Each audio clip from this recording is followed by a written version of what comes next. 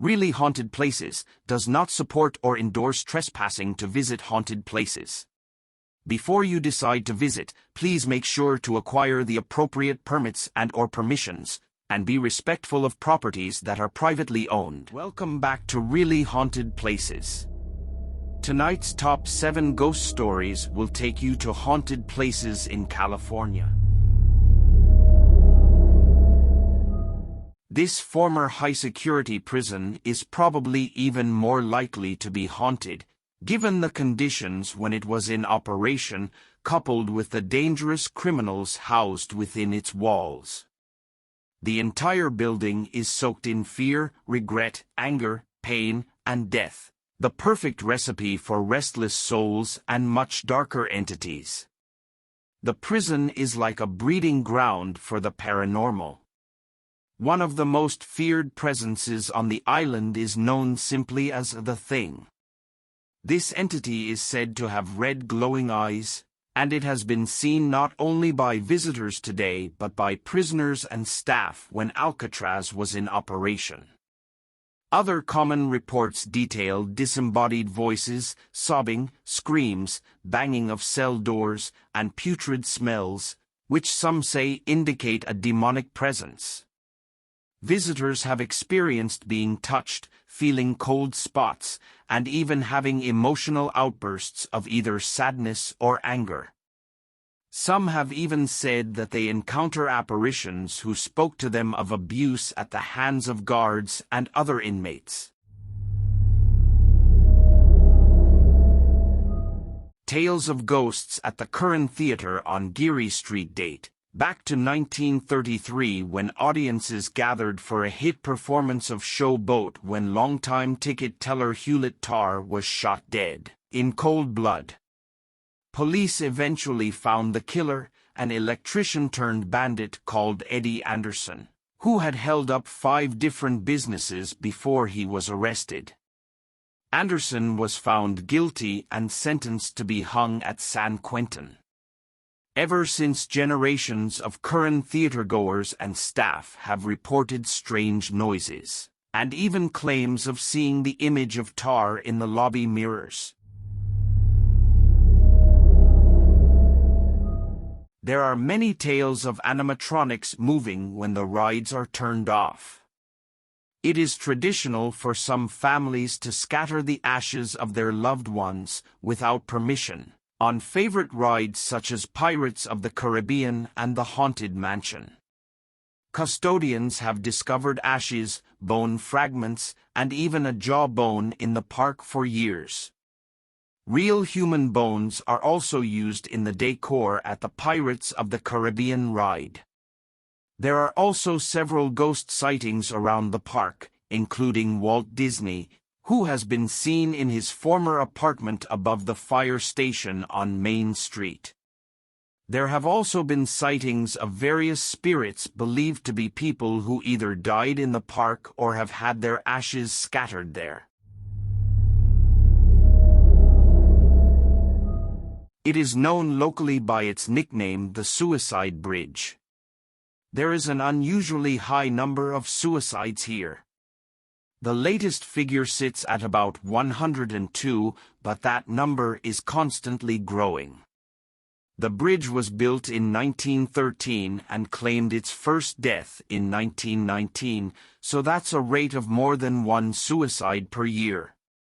However, some say that this official number is not accurate because the local authorities have been known to knock off a few numbers whenever they get too high.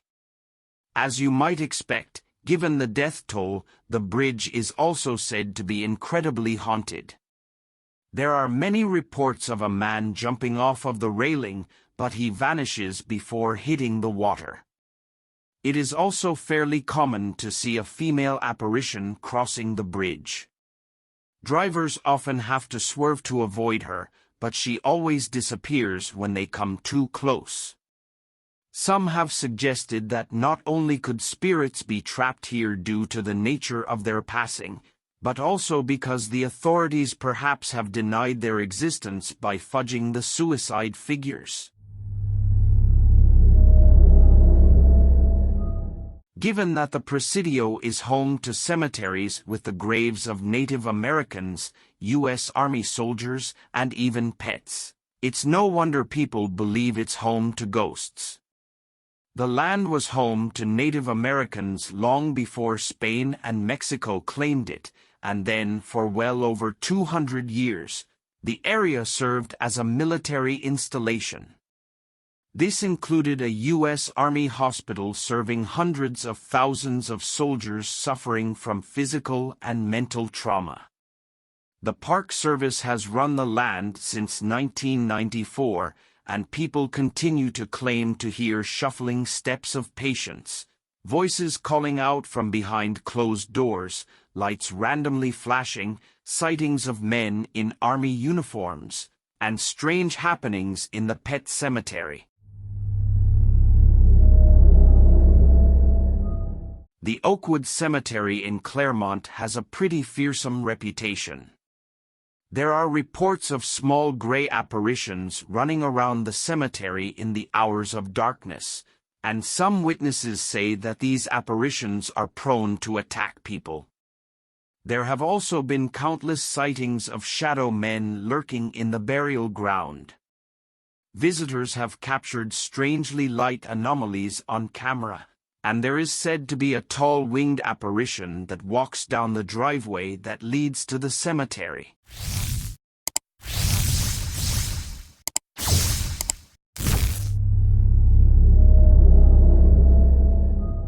The Queen Mary Hotel is recognized as not only one of the most haunted locations in California, many believe it to be one of the most haunted hotels in the world. The former ocean liner is now permanently docked at Long Beach, where it serves as a very popular hotel with paranormal researchers and others interested in the supernatural.